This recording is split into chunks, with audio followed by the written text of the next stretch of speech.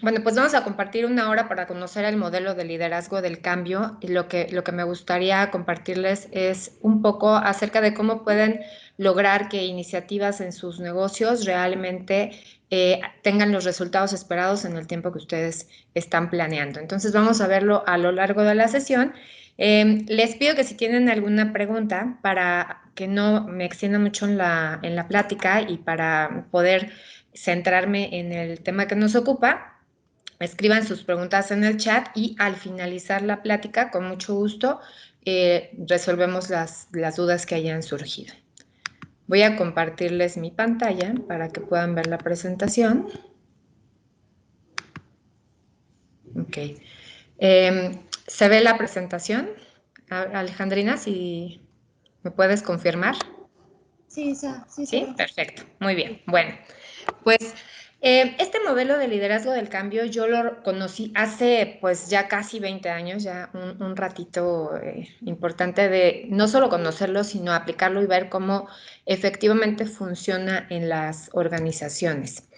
Cuando nosotros iniciamos un cambio, un proceso de cambio y este fracasa, se reduce la credibilidad en el cambio, ¿no? Las empresas suelen mucho tener este tema de que dice, es que está de moda, ¿no? O ahora se les ocurrió tal o cual cambio.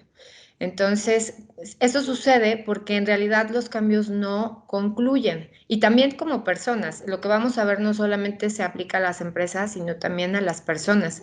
Si yo digo que voy a hacer algo, pero no lo hago, y digo que voy a hacer otra cosa y tampoco lo hago, eventualmente pierdo credibilidad ante las personas que conozco. Y ya saben que si digo que voy a hacer algo, no lo voy a hacer, ¿no? Entonces, sí, déjalo, pero en realidad no va a hacer nada. También se invierten recursos y no se generan resultados.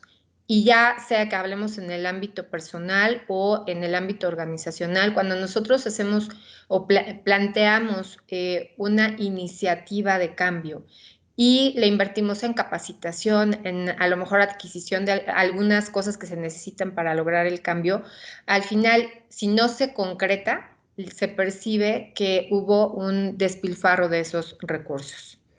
La moral de la gente disminuye. ¿Por qué? Porque no podemos evitar entusiasmarnos ante la posibilidad de que las cosas sean distintas.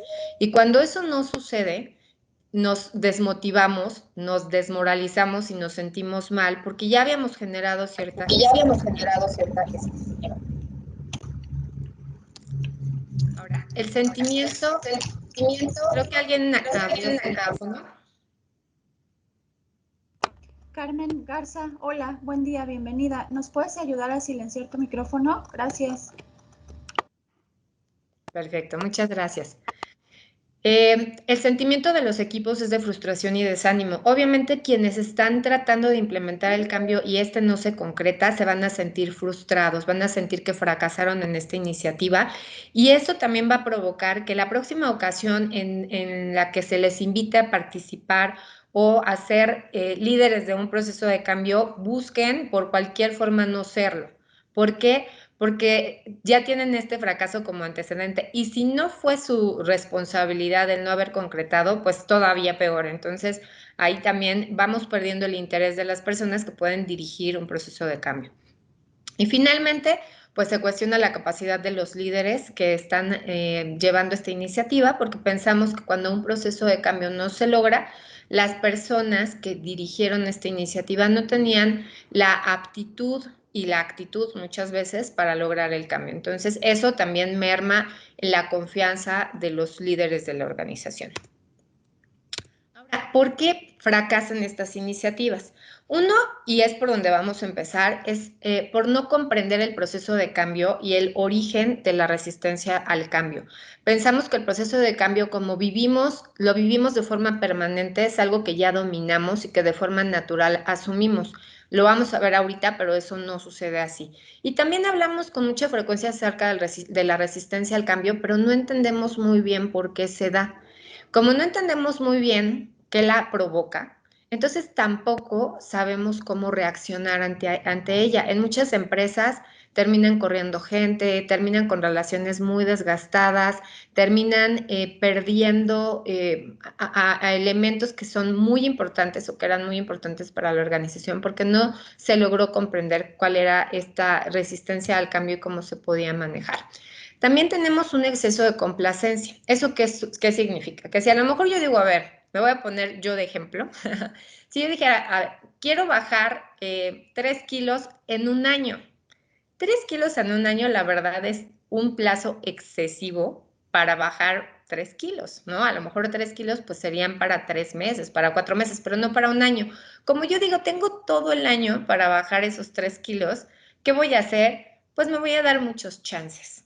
Si en una organización yo doy un tiempo muy prolongado para un proyecto, para un cambio que en realidad no requiere ese tiempo tan prolongado, las señales que estoy mandando no es tan relevante, vámonos despacito, llevemos la calmada y al final se diluye el esfuerzo y el proyecto no se concreta.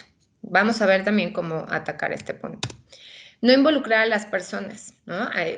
Pensamos que como a las personas les pagamos en una organización, pues ellos simplemente tienen que cumplir con lo que nosotros le pidamos y no los hacemos partícipes del proceso de cambio, de el para qué se está haciendo el cambio, de cómo van a participar ellos, y eso provoca apatía y mayor resistencia de la gente. No tener una visión clara y comunicarla, ¿no? A lo mejor nosotros estamos pensando en hacer cambios que impactan de forma significativa en la empresa, pero no tenemos claro el para qué son esos cambios. Y como no lo tenemos claro, tampoco sabemos cómo comunicarlo de forma adecuada. Permitir que los obstáculos nos bloqueen.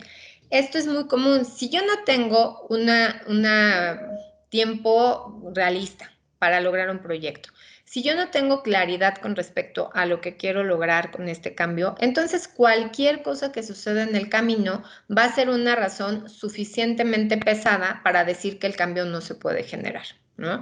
Hoy lo estamos viviendo mucho, o sea, hoy tenemos obstáculos que además son reales y que a lo mejor están impidiendo lograr cambios importantes. A mí me sorprende porque yo estoy viendo personas que a pesar de esta situación que estamos viviendo, planes que ya tenían de abrir un negocio, ya lo abrieron, ¿no? Y yo digo, oye, pues qué padre que haya sido tan fuerte su visión, tan clara y hayan tenido esta tenacidad para abrir un negocio en plena pandemia y lo mejor es que están teniendo clientes, ¿no? Entonces, eso es muy padre porque te das cuenta que cuando la gente realmente tiene esta visión tan clara, a pesar de un obstáculo tan grande como es una pandemia, se logra librar.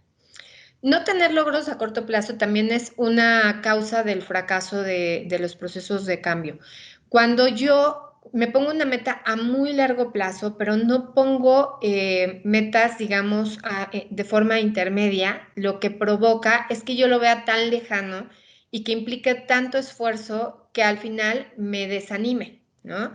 Hay muchas personas que hablan, por ejemplo, de la fuerza de voluntad. Dicen, es que no tiene fuerza de voluntad. No, sí tenemos fuerza de voluntad, pero la fuerza de voluntad es limitada, no ilimitada, es limitada.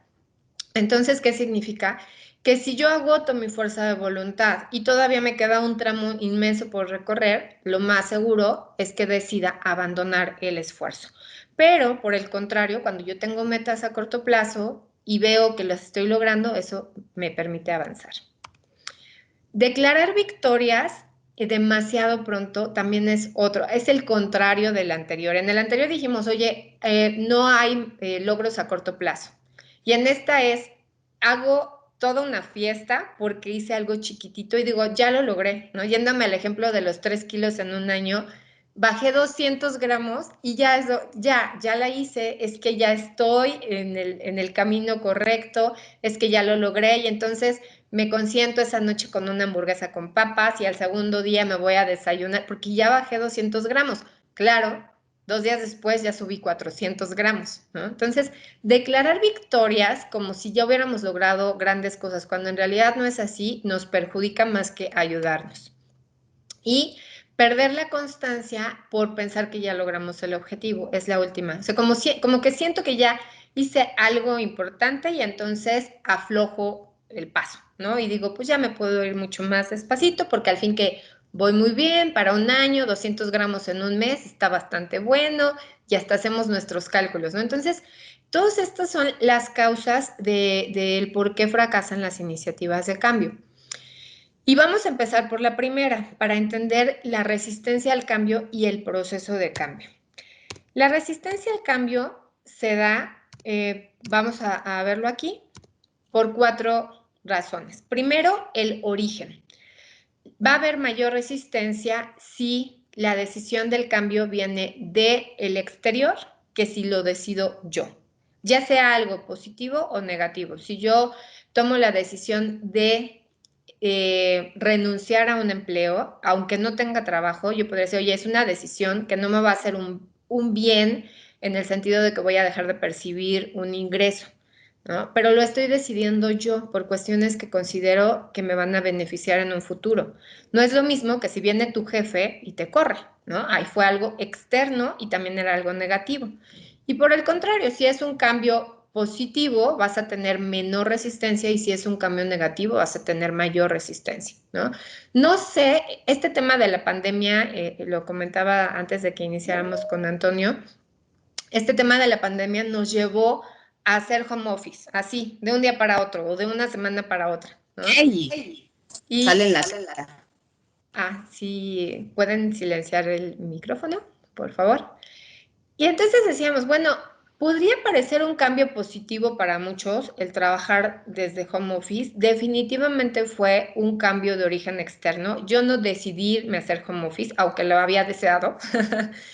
Alguien más lo decidió por mí y ya ni siquiera es mi jefe, ¿no? A lo mejor fue una medida a nivel de gobierno, a nivel mundial. Entonces, pues como que ahí hubo un punto muy interesante porque como que no tuve bien a quién echarle la culpa, ¿no? O sea, no había un ente, una figura, un jefe que dijera, a él le puedo echar la culpa. Es un fenómeno, es un suceso mundial que a nadie se podría culpar. Entonces, mi resistencia es menor. Y habrá quien lo haya tomado como algo positivo y habrá quien lo haya tomado como algo negativo. Quien lo tomó como algo positivo seguramente le costó menos tiempo adaptarse a esta situación y quien lo tomó de forma negativa porque le gustaba el tema social, porque le gustaba llegar a su lugar de trabajo, a su oficina, sentarse en su silla ergonómica y pues, lo tomó peor, ¿no? Y entonces le está llevando mucho más tiempo adaptarse. Es más, ahorita los que ya están regresando, les digo, bueno, yo no había escuchado gente tan feliz de ya regresar a trabajar como ahora. Ese es el primer punto. Siempre va a existir resistencia al cambio, siempre, de todas las personas, porque es algo que existe en nuestra naturaleza. Entonces, este punto es el primero. El segundo es, quien decide el cambio lo percibe de una manera más sencilla que quien lo vive. Y me voy de nuevo al tema de la pandemia porque lo tenemos muy fresco. A lo mejor el jefe decidió que lo mejor era que trabajara en casa y dice, pues está muy bien porque ya no se tienen que trasladar horas, porque van a poder ahorrar dinero, porque van a poder estar cerca de sus hijos o de su familia. Pero quien lo vive dice, pues sí, pero no tengo ahí un escritorio, estoy trabajando en la mesa de mi comedor, no tengo una impresora, tengo que estar saliendo a buscar dónde imprimir si necesito imprimir algo o escanear algo, tengo distractores todo el tiempo. O sea, quien vive el cambio siempre lo va a vivir de una manera más difícil que quien decide el cambio.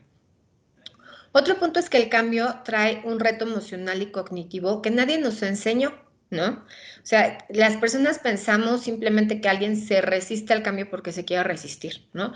Es que se resiste al cambio. No, todos nos resistimos al cambio. Y va un poco ligado con el último, que es el nivel de frustración.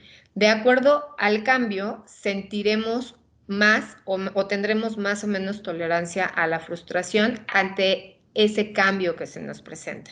O sea, cada cambio que se nos presenta implica el aprender cosas nuevas. Cualquiera, si tú quieres comprarte un auto, aunque sea muy bueno, tienes que enfrentarte al reto de aprender a conducir el auto, tienes que enfrentarte al reto de mantener un nivel de estrés y de poder reaccionar ante situaciones estresantes. Tienes que aprender a manejarte en una ciudad en donde es muy complejo. Tienes que aprender a lo mejor a utilizar un sistema de GPS para poder andar por la ciudad. O sea, todo implica un reto de aprendizaje y un reto emocional que nadie nos dice hasta hoy que eso podría pasar. Entonces, bueno, siguiendo un poquito con cómo se produce esta resistencia al cambio, yo siempre digo, no se trata de que te quieras o no resistir o de que quieras o no quieras un cambio, sea bueno o sea malo. Se trata de que fisiológicamente estamos diseñados para resistirnos al cambio. El primer aspecto es fisiológico. Nosotros estamos diseñados, nuestro cerebro, para reservar energía. Y eso implica que usemos la ley del menor esfuerzo. Entonces, lo ya conocido, las rutinas ponen en automático mi cerebro y eso hace que ahorre energía. Entonces, ¿qué va a buscar el cerebro? Siempre va a estar viendo la manera de reservar energía. Si ya conoce un camino y le quieres poner un camino nuevo, el cerebro te dice, ¿por qué? Si ya tenemos este camino, vamos a ahorrar energía. Por eso les puse aquí como la hamaca cerebral, ¿no? Al final es una forma muy inteligente que tiene el cerebro para reservar energía para cuando se presenten momentos en donde realmente la quiere utilizar, ¿no? Pero nos acostumbramos muy fácil y sobre todo cuando no cambiamos rutinas, nuestro cerebro es feliz siguiendo rutinas porque ahorra energía. También tenemos un aspecto social. Seguramente han escuchado todos hablar de los paradigmas y ahorita vamos a ver qué tan fuerte es, pero nuevamente, las personas estamos, los seres humanos estamos diseñados, estamos configurados para tener esta necesidad de pertenecer a un grupo. ¿Y cómo pertenecemos a un grupo? Apegándonos a paradigmas, es decir, a esquemas establecidos de cómo se hacen las cosas, aunque no sepamos por qué se hacen así, ¿no? Pero pues como así se hacen y es demasiada la presión y es mucha mi necesidad de pertenecer, pues me voy a pegar a los paradigmas o a lo que ya está establecido en las organizaciones, en las familias, en las parejas, en los círculos de amigos, siempre nos apegamos a los mismos paradigmas, por eso siempre elegimos los mismos restaurantes a los que ir, por eso siempre hacemos las cosas de la misma manera, por eso elaboramos reportes larguísimos que nadie lee, por eso hacemos procesos complejos que nadie sabe por qué se hacen así, por este aspecto social. Y finalmente tenemos el aspecto mental, que son los patrones dominantes de pensamiento. Es esta analogía que se hace con el elefante, que cuando el elefante era pequeñito y le clavaban o encadenaban su patita a una estaca grandota y el elefantito, si alguien, creo que alguien está con su micrófono. Sí, es lo que te iba a decir. A veces hacemos cosas que, que No sé, creemos que están bien. Y a la mera alguien, creo que ya, ok. Bueno, entonces esta analogía que les comentaba del elefantito, cuando está pequeñito y jala su patita para moverse, se lastima. Y hace muchos intentos, muchos, miles de intentos, hasta que se cansa y dice, esto es imposible, yo no me puedo mover. Después, muchos años después, te encuentras a un elefante que pesa toneladas y que tiene una fuerza impresionante, amarrado exactamente a la misma estaca de cuando era un elefante bebé, ¿no?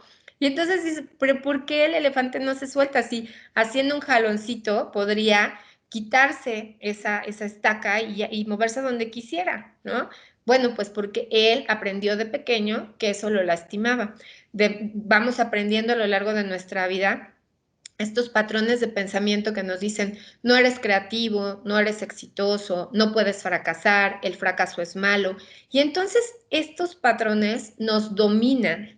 Y cuando queremos hacer un cambio, nos da terror hacer este cambio, porque en inmediato viene esta voz interna y nos dice, eso no lo vas a poder hacer. Es luchar contra nosotros mismos y contra estas ideas predeterminadas. Y finalmente hay algo que se llama el efecto Einstellung, que es alemán, disculpen la pronunciación, pero es esta capacidad que tiene el cerebro para utilizar las soluciones que considera que podrían ayudar a un problema, porque ya las probó en otra ocasión y sirvieron. Aunque el problema sea diferente, como que el cerebro dice, ah, me voy por este caminito, ¿no? Entonces va un poco con la parte de la ley del menor esfuerzo, pero ahorita les voy a poner un ejemplo para que vean de qué se trata esto.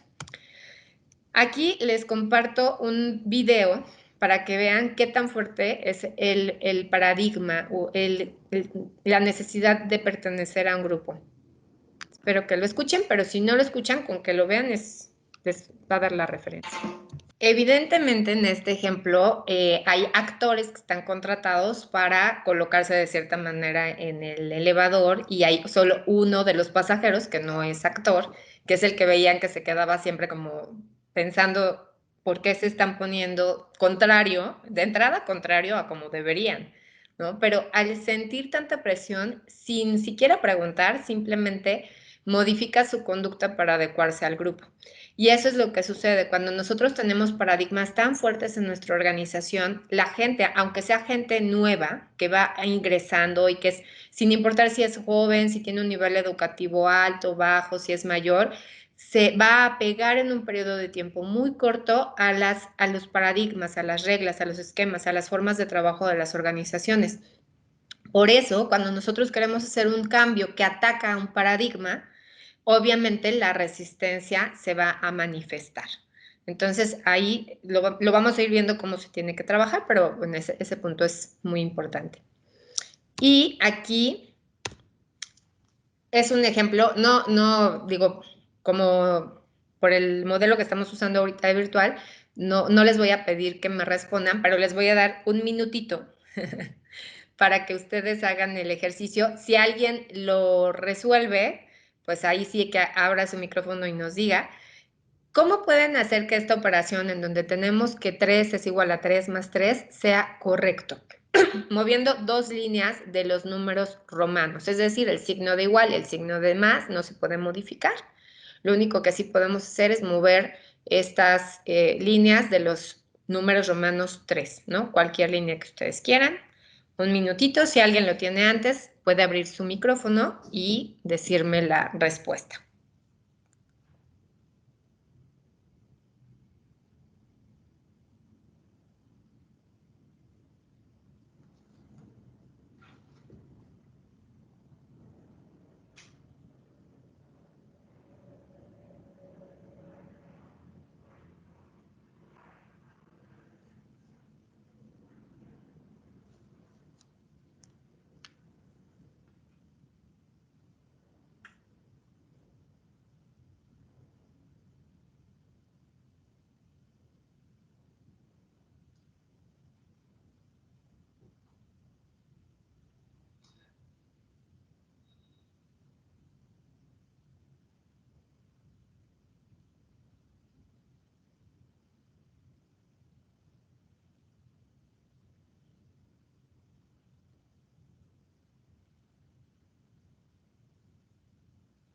Tiempo.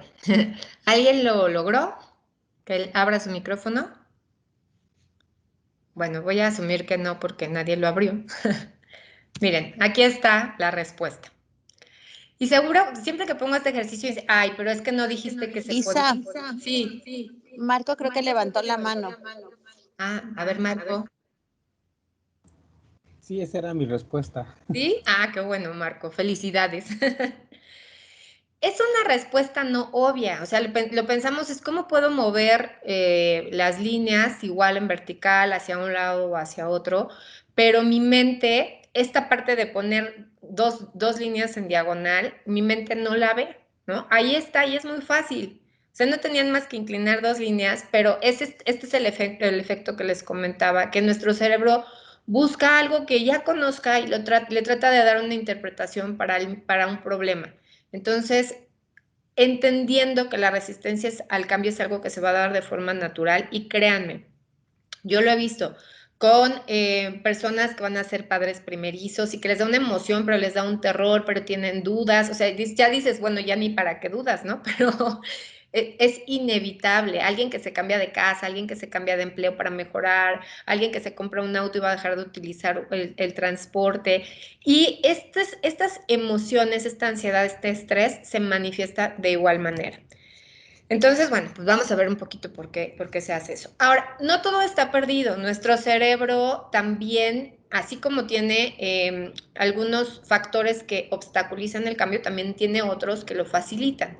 El primero de ellos es que la creatividad produce placer, literal, o sea, genera todas estas sustancias que nos emocionan y nos hacen sentir contentos, ¿no? Entonces, mientras más creativos somos, nuestro cerebro va como volviéndose adicto un poco a estas sustancias y quiere ser creativo. El segundo aspecto es la neuroplasticidad. Hasta hace unas décadas se pensaba que las personas terminaban de aprender a los 19 o 20 años, ¿no? Es decir, que si una persona tenía 20 años, todos los hábitos, todo lo que había aprendido hasta esa edad, eran cosas que ya no iban a cambiar.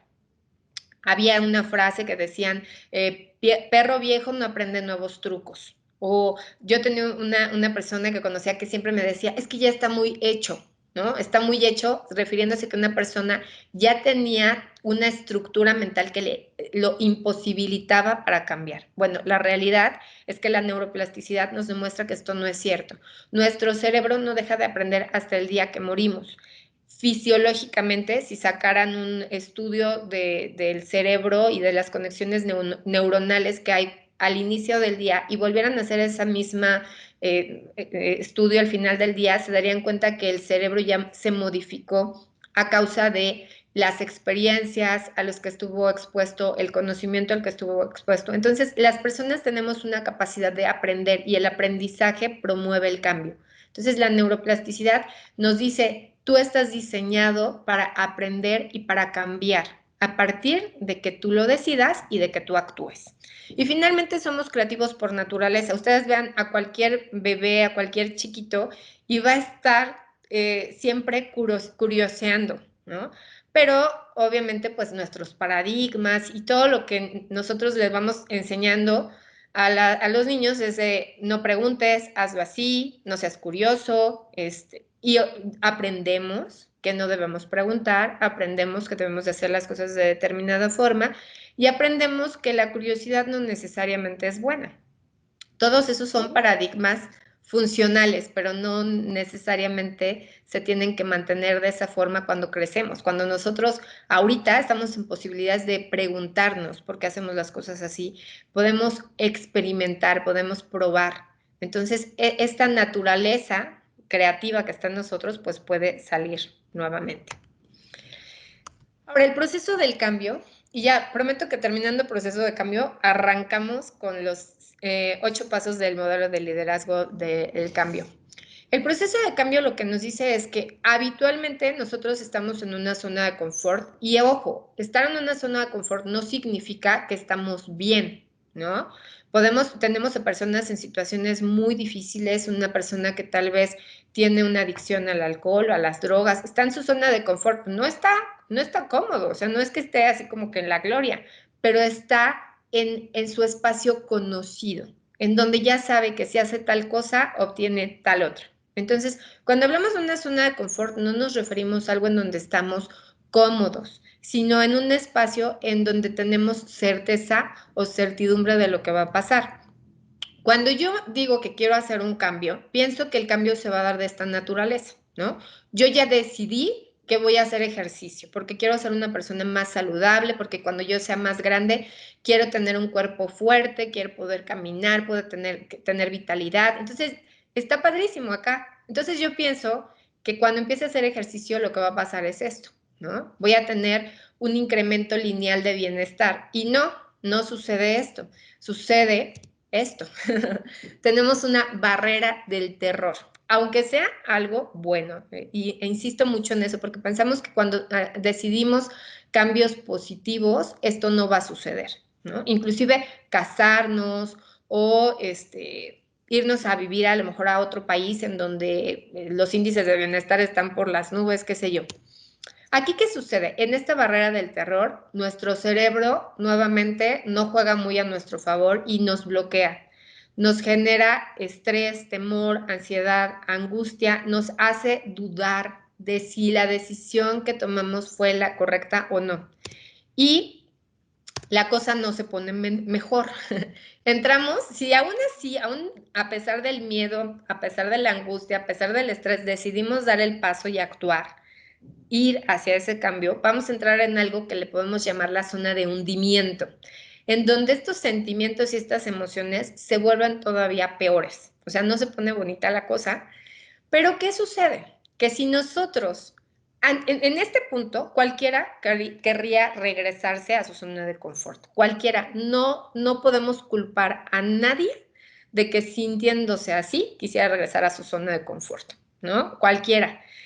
Pero ¿qué pasa? Si nosotros no le damos esa opción al cerebro, nuestro cerebro se va a forzar a buscar algo que nos vuelva a generar bienestar. Entonces yo puedo decir, decidí cambiarme de empleo y entro en la zona de hundimiento y digo, pero aquí no conozco a nadie, allá ya tenía cierta autoridad, tenía cierta credibilidad, tenía la posibilidad de una promoción, yo no sé en qué momento me pasó por la mente que esto era una buena idea, estoy loca, y entonces me estoy sintiendo y empiezo hasta a sentir la opresión en el pecho y me entra así como esta necesidad de salir corriendo, literal. Pero entonces el cerebro, como le digo, bueno, pero a ver, espérate, ya no es opción, ya renuncié, ya preparé a la persona que se va a quedar en mi puesto, no puedo regresar con mi jefe y decirle que siempre no. Entonces el cerebro empieza, bueno, pero mira, esta oficina está bonita, pero estamos más cerca de la casa, pero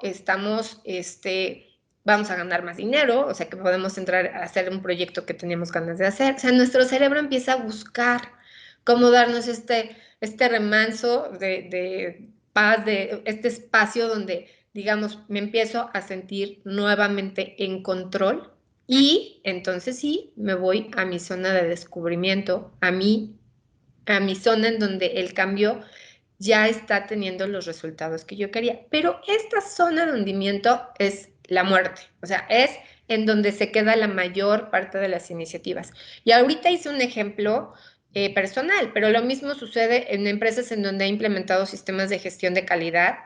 Pasa exactamente lo mismo. Deciden hacerlo, anuncian el cambio, me contratan como consultor y me reúno con el cliente una semana después y entonces sus preguntas son, oye Isabel, ¿y será el mejor momento? ¿No crees tú que tendríamos que esperar? Es que yo pienso que nos tendremos que enfocar en otras cosas. Es que ya me llegaron rumores de que la gente no está muy de acuerdo. Es que piensan que les va a llevar mucho trabajo y ahorita tenemos la operación al tope. Estamos en una zona de hundimiento y eso va a ocurrir siempre. Entonces, siguiendo con este punto, ya decíamos, así se piensa el cambio, pero así se vive el cambio. Yo tengo un punto de inflexión. Aquí es en donde se dice que tocamos fondo, ¿no? O sea, tocamos fondo no de la manera de que es que ya no estaba ya no podía más, sino de, ya a partir de aquí ya te vas a empezar a sentir mejor. Cuando vas a hacer el ejercicio que te levantas al siguiente día y todo te duele y al día después te duele más, pero al siguiente día ya te empieza a doler menos, ¿no? Es este punto de inflexión del que yo estoy hablando. Hay que saber que esto va a suceder y que esto también va a suceder. O sea, que voy a llegar en mi punto de inflexión y que a partir de ahí todo va para arriba. Aquí es donde tengo yo la mayor posibilidad de fracaso del cambio. Si yo no salgo rápido de mi punto de inflexión, lo más probable es que el cambio no se concrete, sea un cambio empresarial, sea un cambio personal. ¿Qué es lo que voy a hacer con el modelo del liderazgo del cambio? Voy a hacer que este punto de inflexión sea mucho más ligero. O sea, que en lugar de llegar hasta acá, llegue antes. Que yo llegue al punto de inflexión antes y con menos dolor, ¿no? Va a estar, sí. O sea, si a mí me dicen en una empresa, oye, pero es que yo quiero que todo siga normal, que la gente participe, que se sientan contentos. Yo les digo, sí, eso va a pasar, pero hasta dentro de un mes.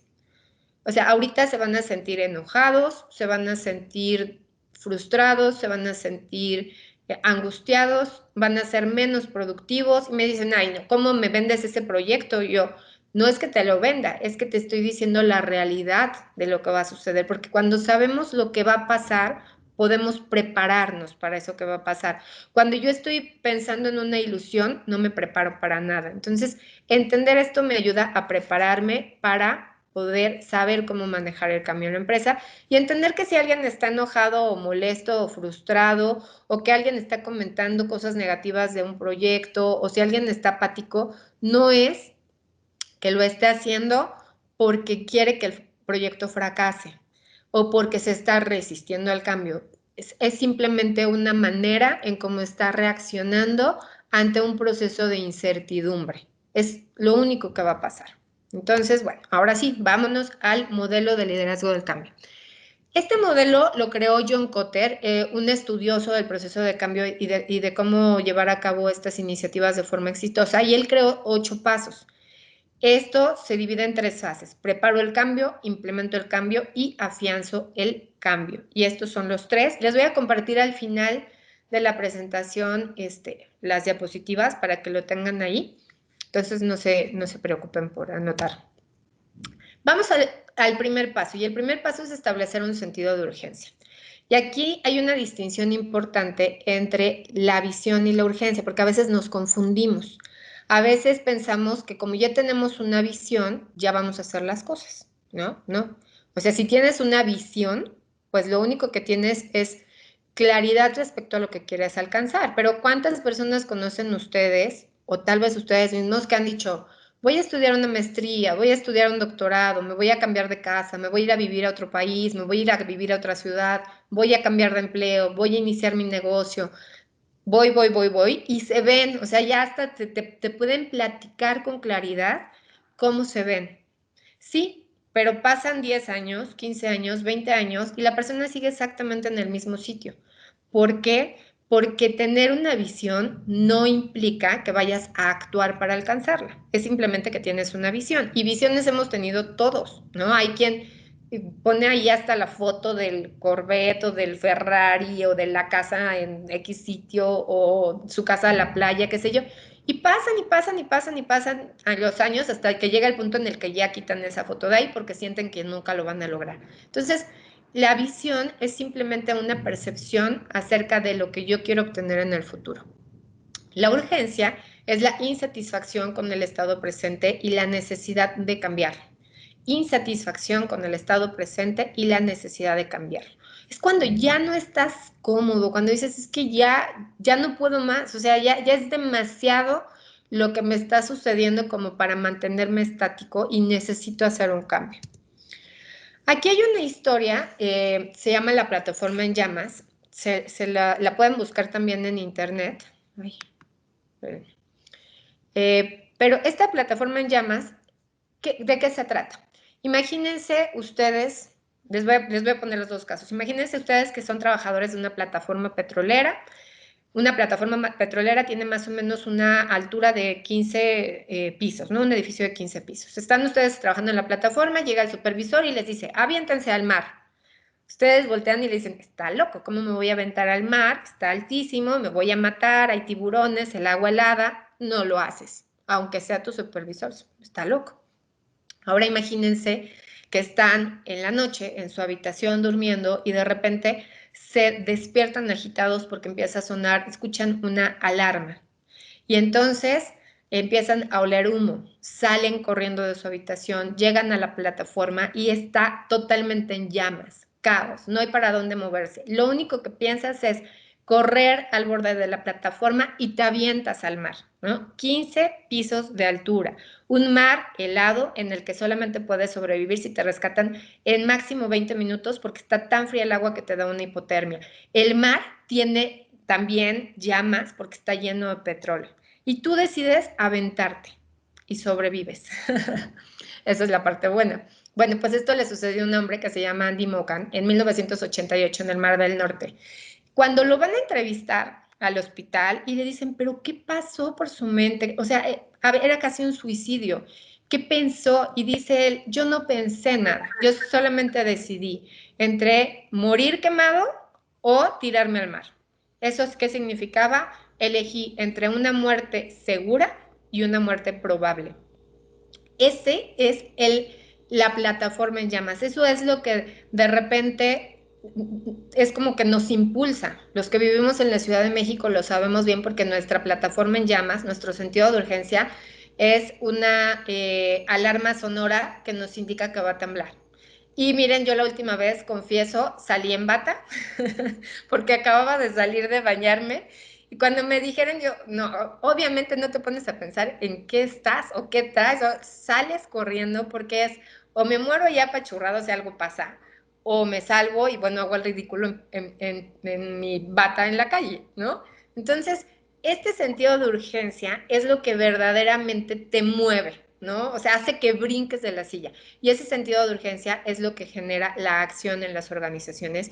Y hoy tenemos un sentido de urgencia muy claro que es esta pandemia, ¿no? El estar trabajando desde casa, que muchas empresas llevaban hablándolo, discutiéndolo, que llevaban en encuestas de ambiente laboral saliendo como que la gente tuviera horarios diferentes o trabajara desde casa, y se alargaba y se alargaba y se alargaba. Bueno, pues tuvimos un sentido de urgencia que fue: la gente corre un grave riesgo trabajando en casa y tú vas a ser el responsable. Y en ese momento, los empresarios de la mayoría de las empresas en México y en el mundo dijeron: yo no quiero ser responsable de eso, váyanse a trabajar a su casa.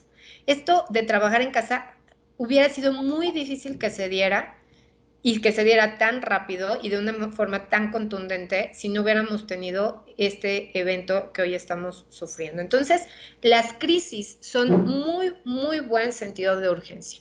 Hay que aprovecharlas. Es más, se recomienda mucho en las empresas que busques tu plataforma en llamas, que busques tu sentido de urgencia, que busques elementos que te hagan moverte.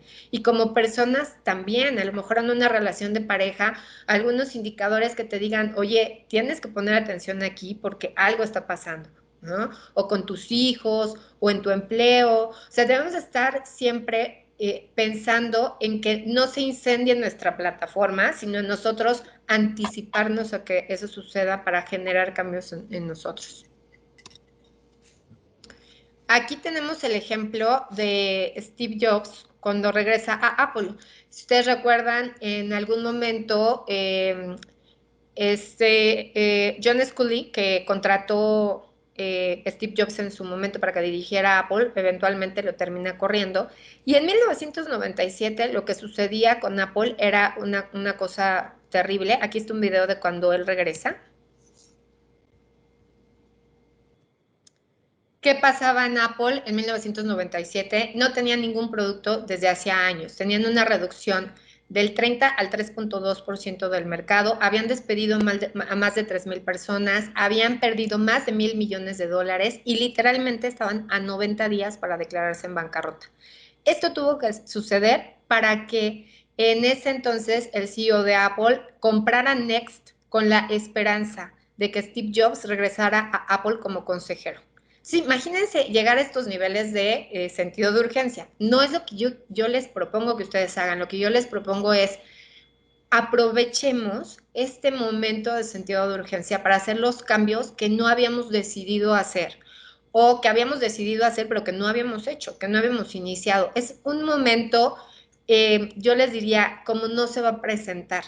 Yo trabajo mucho con la metodología 5S y yo les digo a las empresas: hoy es el mejor momento para que la gente esté dispuesta a hacer los cambios que se necesitan con esa metodología. Hoy es el mejor momento para poder hacer procesos mucho más competitivos.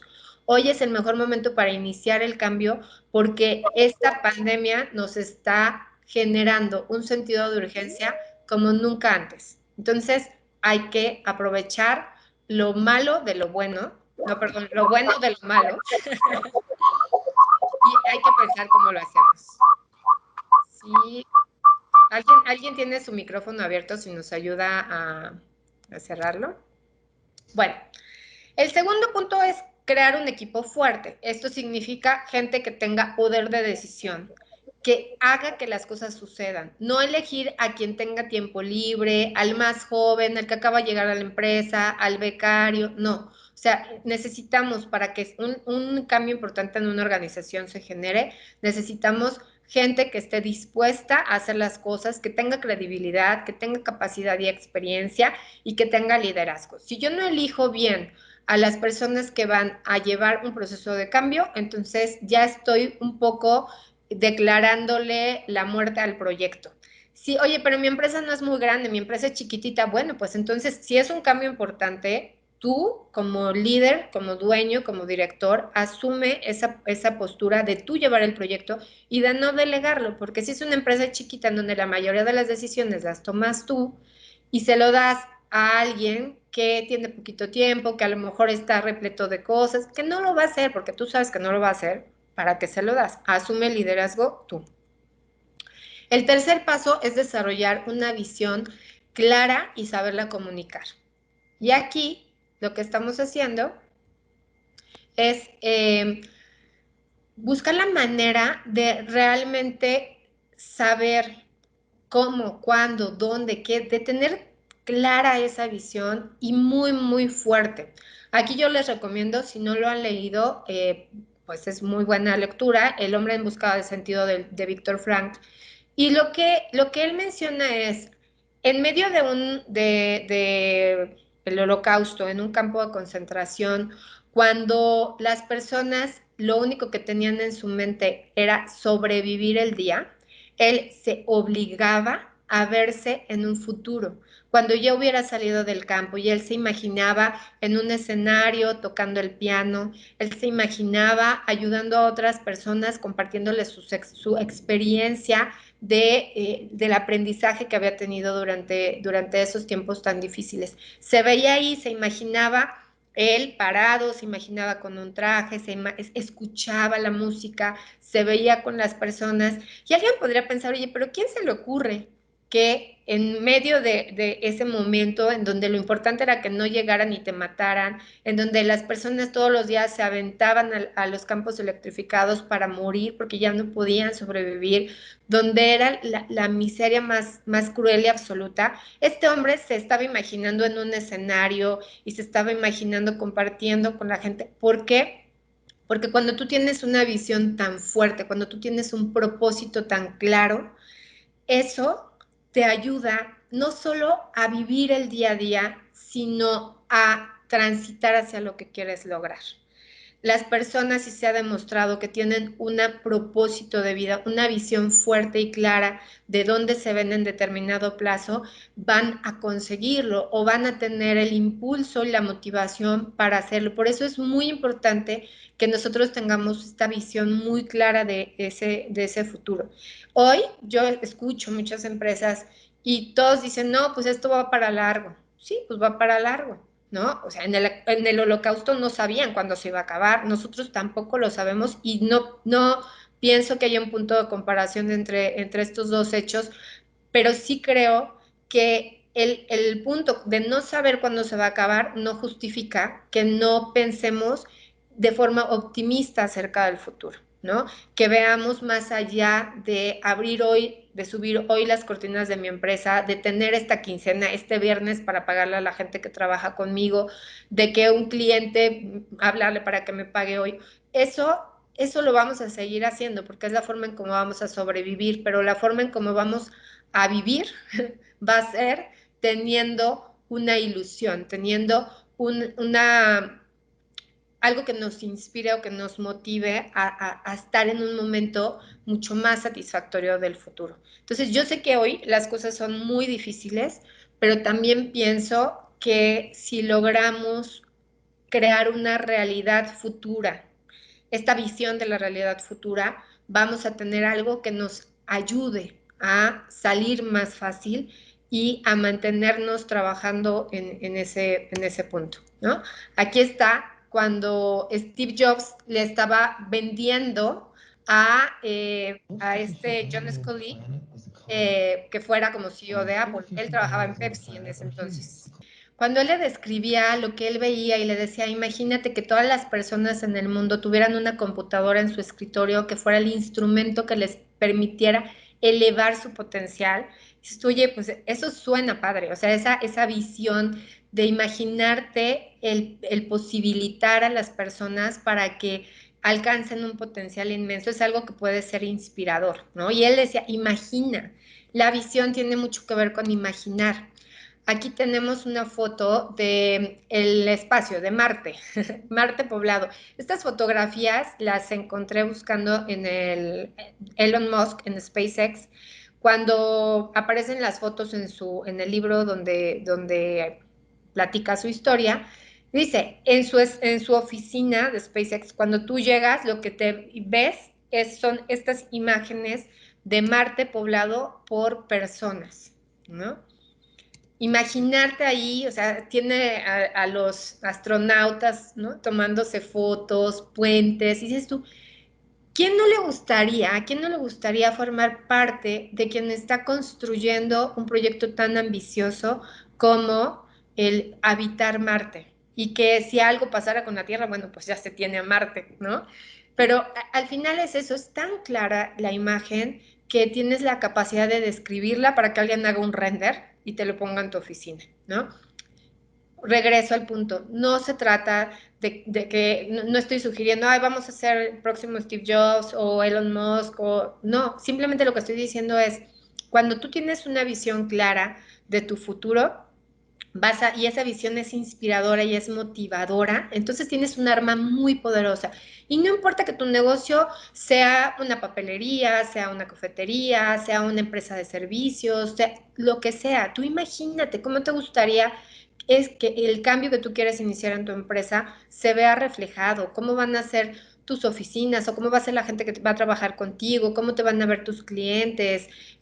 A lo mejor vas a decir, bueno, yo quiero verme posicionado en las primeras búsquedas de Google. Está bien, lo que para ti sea que te genere esta emoción, eso está correcto. Llegamos a la parte de, bueno, ya tengo mi sentido de urgencia, ya tengo a quién va a llevar a cabo el proyecto, ya tengo mi visión clara. Bueno, ahora cómo lo vas a comunicar. Es muy importante saber cómo vamos a comunicar la visión. Y aquí hay que considerar que en la comunicación el 10% es consciente y el 90% es inconsciente. Cuando yo me comunico con las personas, solamente soy consciente del 10%. O sea, ahorita yo estoy hablando y estoy consciente de mis palabras, pero no soy tan consciente de los movimientos de mis manos, de mis ojos, de mi tono de voz.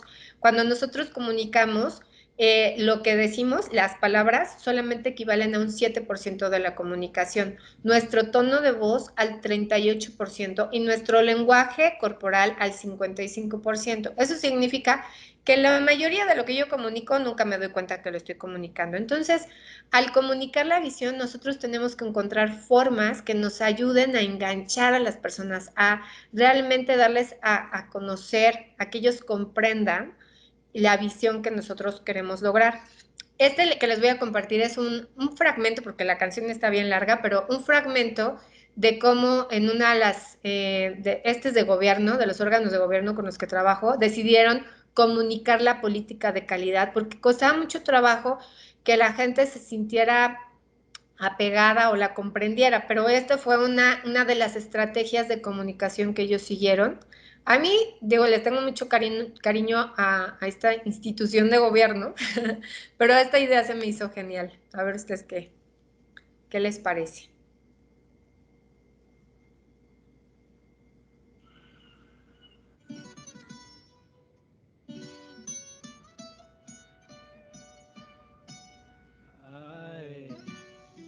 Harvey, ¿y tú?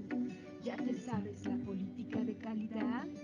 Oh, oh no, oh no, oh yeah. Sí, sabes que ya llevas rato aprendiéndote la política de calidad.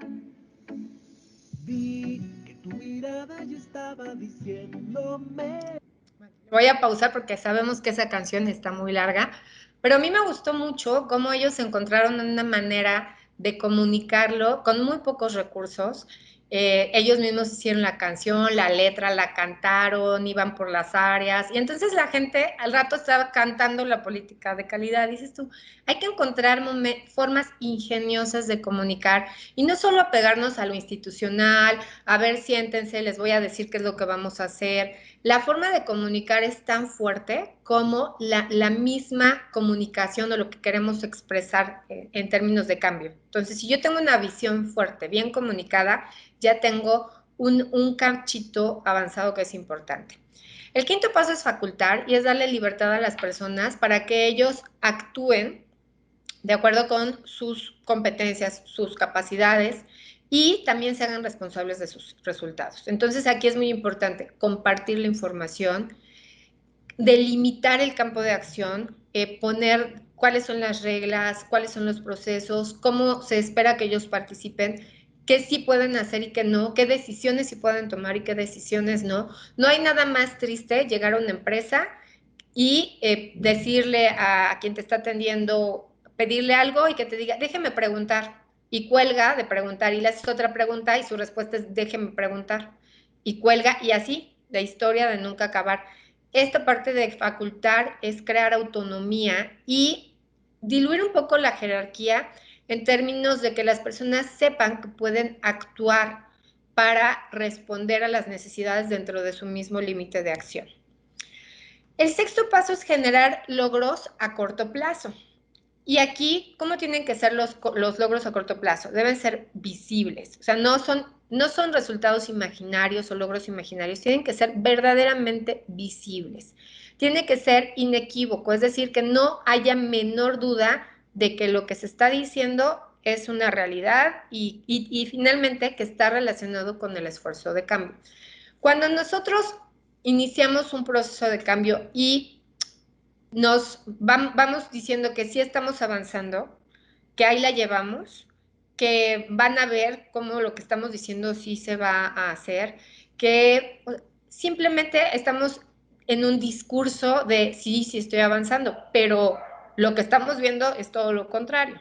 Entonces aquí, en este punto es que tus logros a corto plazo sean igual, contundentes, que no haya asomo de duda de que ese resultado que se está logrando es gracias al esfuerzo.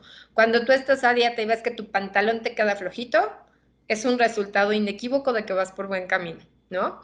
Tú podrás decir que vas bien, pero si el pantalón te sigue quedando igual, perdón, algo no va tan bien, ¿no?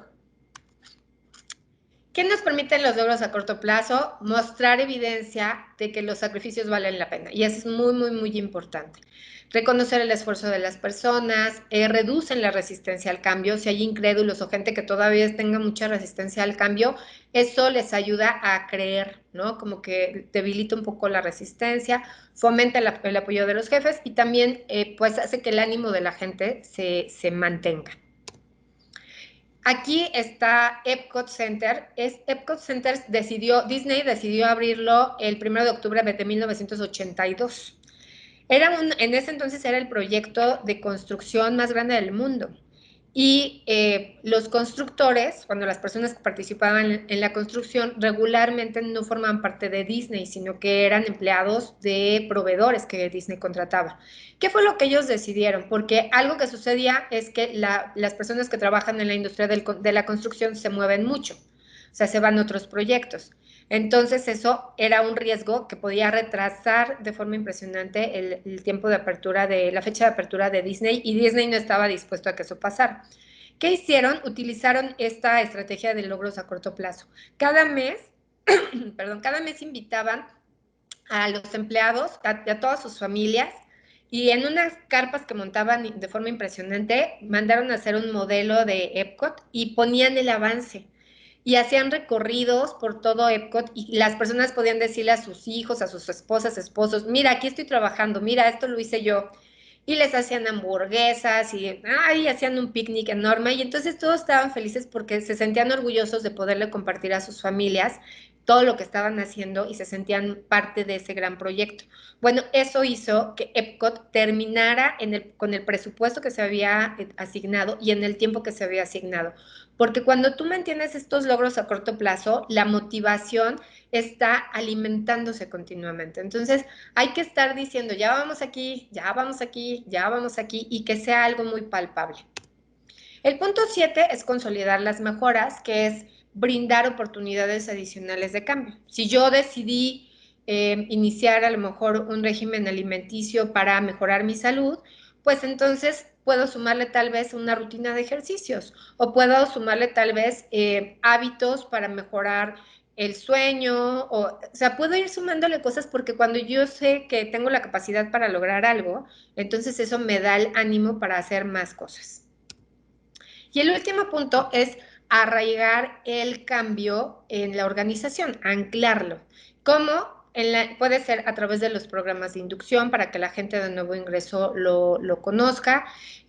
Puede ser promover los ascensos y los reconocimientos vinculados a estos cambios que yo estoy buscando. Puedo estar cada semana comunicando los beneficios o cada mes para que la gente se mantenga atenta. Puedo capacitar a la gente para que estos cambios no solamente se conserven, sino que aumenten. Y también puedo realizar eventos para reconocer y recompensar las nuevas formas.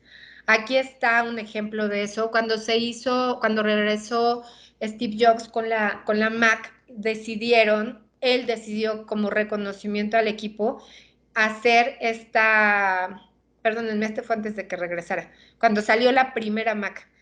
Él decidió que en la placa de la base de la Mac fuera las firmas de todos los que habían participado. Entonces aquí se ve la firma de Steve Jobs. Entonces las primeras máquinas que salieron en 1982 tienen la firma de todos los que participaron en este gran proyecto. Fue una forma de homenajearlos, de agradecerles que fue un tiempo muy difícil para lograr esto, fue mucha presión, pero al final ahí está el reconocimiento.